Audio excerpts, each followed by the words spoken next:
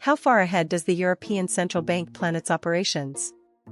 The answer is nearly 2 full years, and as of today, the 20th of July, 2026, the ECB has published its indicative operational calendars for 2028, giving Europe's financial institutions a critical planning document that will shape liquidity management across the entire euro area for the next 18 months. This is not merely administrative housekeeping. Every bank operating in the Eurozone relies on these calendars to manage overnight lending, reserve compliance, and payment settlement. Missing a maintenance period deadline or miscalculating a target closing day can have immediate and costly consequences for a bank's balance sheet. The publication has landed on the ECB's official website, and in this video we are breaking down exactly what it contains, what it confirms, and why it matters, both for institutions on the front line of Eurozone liquidity operations and for investors watching European monetary policy from the outside.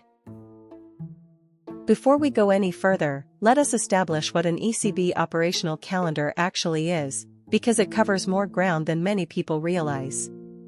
The calendar maps out 3 core elements of the ECB's day-to-day monetary operations.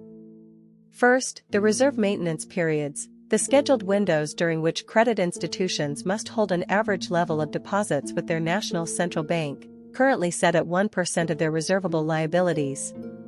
These periods span several weeks each and define the rhythm of liquidity management for the entire banking sector. Second, the calendar sets out the schedule for tender operations, primarily the weekly main refinancing operations, known as MROs, through which the ECB provides short-term liquidity to the market, and the longer-term refinancing operations, or LTROs, which offer funds over a longer horizon.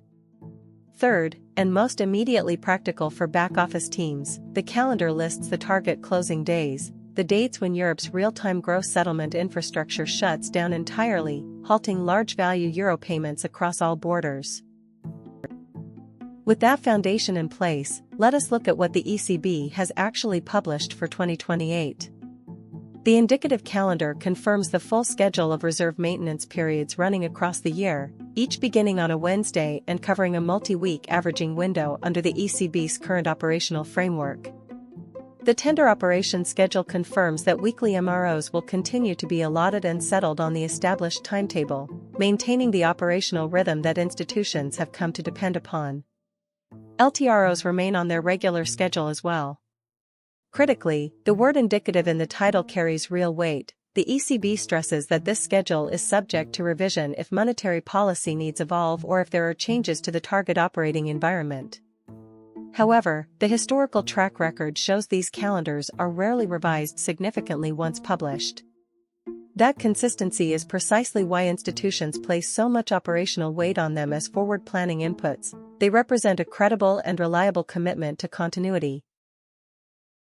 Now let us focus on what is arguably the most operationally critical element of the calendar, the target closing days. Target, the Eurosystem's real-time gross settlement platform, which processes hundreds of thousands of large-value transactions every working day, does not operate on certain public holidays. For 2028, the ECB has confirmed 6 target closure dates, the 1st of January for New Year's Day, Good Friday and Easter Monday in the spring, the 1st of May for Labor Day, Christmas Day on the 25th of December, and the 26th of December. For any institution routing large cross-border euro payments, these 6 dates are immovable constraints.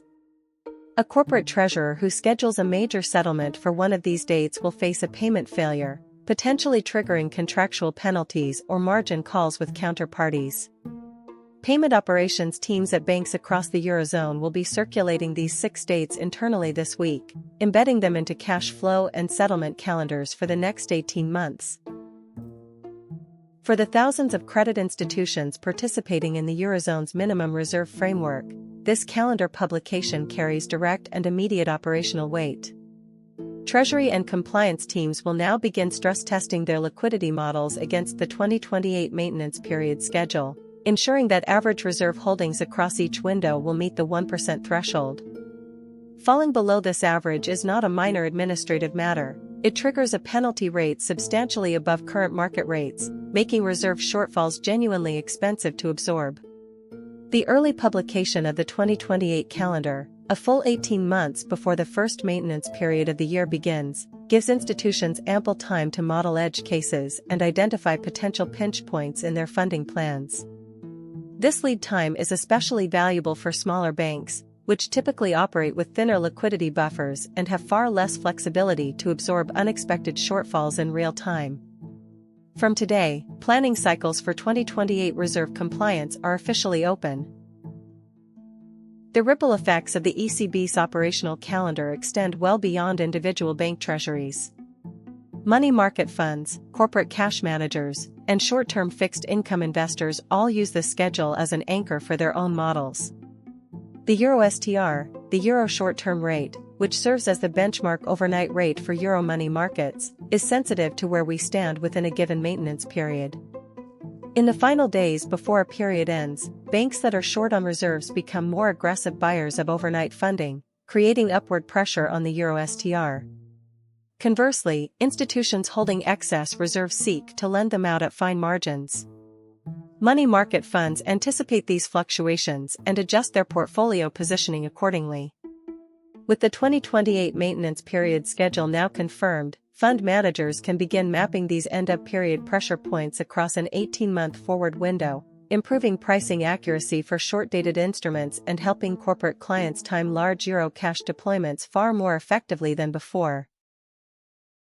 There is a layer of strategic significance to this publication that goes well beyond the operational details. When the ECB commits to a 2-year forward schedule that mirrors its current operational framework, weekly MROs, regular LTROs, structured multi-week maintenance periods, it is sending a clear signal of institutional continuity. As of July 2026, the ECB is navigating a period of careful data dependency following its rate hiking cycle, with the Governing Council calibrating policy decision by decision. The 2028 calendar does not pre-commit the ECB to any interest rate level. Rate decisions remain entirely separate from operational scheduling.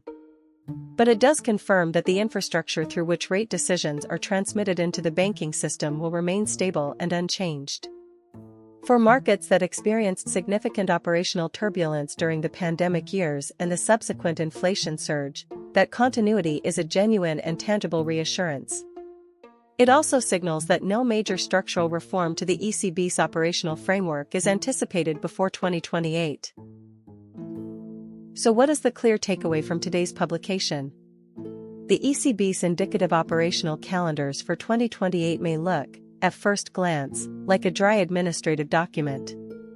But look closer and they reveal a central bank confident in the stability of its operational infrastructure, and providing the Eurozone's financial ecosystem with the planning certainty it needs to function efficiently, month after month. For banks, map the 2028 maintenance periods onto your liquidity models now, and embed the 6 target closure dates into your payment operations calendars without delay. For money market professionals, begin modeling Euro Estr behavior around the 2028 maintenance period end dates and build those pressure points into your short-duration positioning. And for investors watching Eurozone monetary policy more broadly, read the structural continuity in this document as a quiet signal that, whatever the Governing Council decides on rates in 2028, the transmission mechanism will remain intact and reliable. The ECB has handed the market a detailed roadmap. The institutions that act on it today will be the best placed to navigate whatever lies ahead.